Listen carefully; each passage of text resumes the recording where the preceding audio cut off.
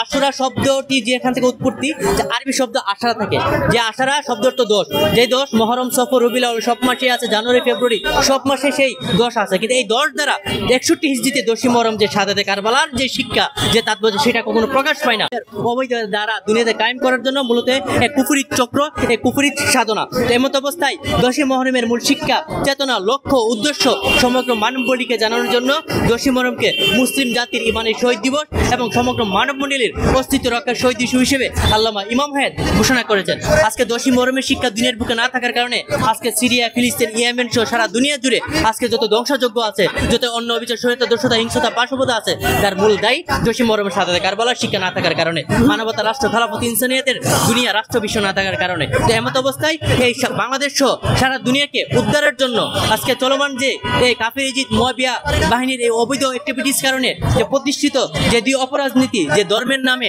অধর্ম, উগ্রবাদী রাজনীতি, যেটা ধর্মের নামে রাজনীতি করে, এবং একক বস্তুবাদী যে জাতীয়তাবাদী রাজনীতি এবং সমাজতান্ত্রিক যে রাজনীতি, এই তিন রাজনীতির সমন্বয়ে দুনিয়ার বুকে যত অন্যায় বিচার, খুন, জুলুম, শরীয়ত, দোষতা তথা মৌলিকতে রাষ্ট্র এবং বিশ্ব ব্যবস্থা কায়েম আছে, যার কারণে দুনিয়ার কোথাও শান্তি নাই। দুনিয়ার সব জায়গাতে খুন, জুলুম, শরীয়ত, দোষতা, সবাই কন্দন, সবাই অস্ত্র ঝরছে, রক্ত ঝরছে, সংঘাত বেড়ে চলছে। তো এমত অবস্থায় এগুলো থেকে মুক্তি এবং উদ্ধারের উপায় মানবতার রাষ্ট্র, মানবতার বিশ্ব, মানবতার দুনিয়া। আর সেই লক্ষ্যে শাহাদাতে কারবালার যে মূল আমানত, যে লক্ষ্যে ইমাম আকবর, ইমাম হুসাইন রাদিয়াল্লাহু আনহু কারবালার ময়দানে জীবন দিয়েছেন, যে মানবতার রাষ্ট্র, মানবতার দুনিয়া, খেলাফত, ইনসানিয়াত